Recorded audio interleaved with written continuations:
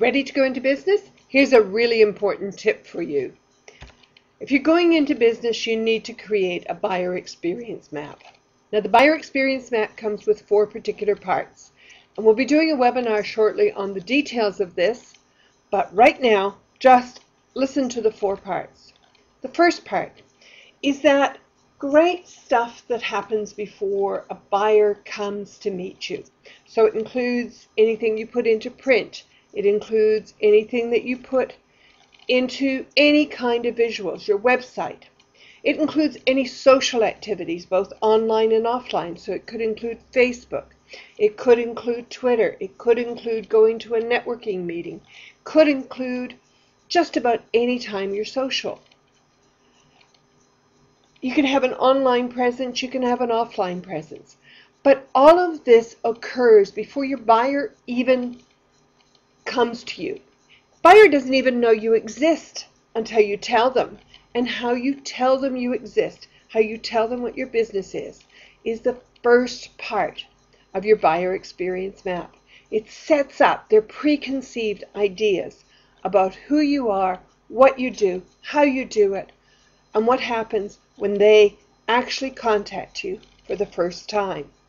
So that now brings us to the second part, that first contact. That first contact is so incredibly important. It comes across in the warmth that you greet them, your tone of voice if you answer them on the telephone or if you greet them in person, the ease of use if they come to your website and actually are looking at purchasing something or doing business with you, the clarity with which they understand what you're all about. All of that is part of the first impression. It's the way you make them feel once they have noticed you in the first part and now made a decision to maybe interact with you. And the next part is probably the key part for most businesses. That third part is all about transactions and relationships. So it's about the deal. It's about what are you going to give them to get from them what they're going to give you. Usually it's money, but it could be an exchange. It could be a whole bunch of other things. It could even be something that's done with a promise for something in the future. But it always involves some kind of emotion and some kind of service.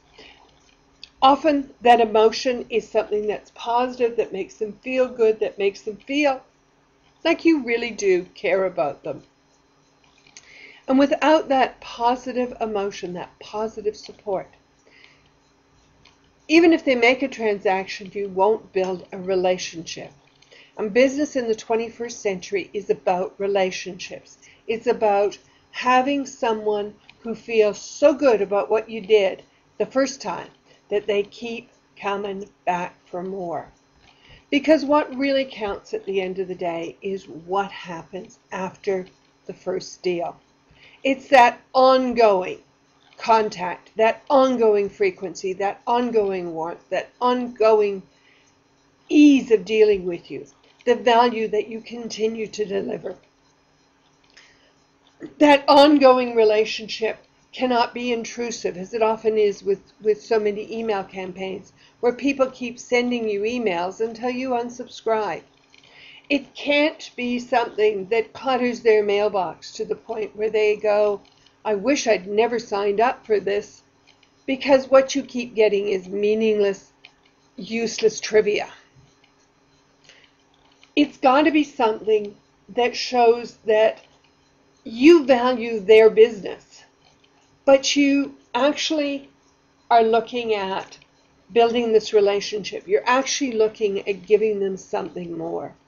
And knowing that and being a part and being aware of what they're saying. You know, that simple thank you, is there anything else I can do for you, is an important part of any relationship. And business today is about trust and relationships. If you can't build that trust and that relationship, then you are always, always, always going to be in a business where you're always running after new business. True success comes from having the relationships.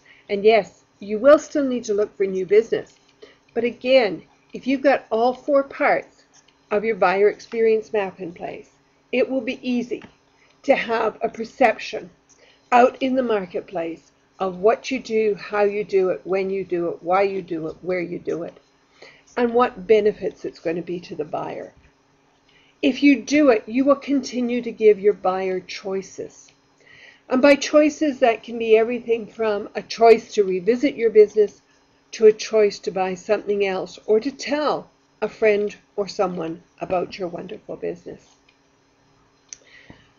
If you want to understand more about this, why not go ahead and we'll teach you how to create a buyer experience map. We'll teach you how to create the processes around a buyer experience map. This is a really important part of doing business, and you can join by clicking on the button below. So have a really great day. Enjoy this video, and I hope you go out and you not only create your own business experience map, but you look at the business experience map of those businesses that supply you and decide what it is you like about their business and the way they treat you. If there's something you want to emulate it, then copy it. If there's something you really dislike, then create yours with a change in mind. So have fun today, and thanks for listening.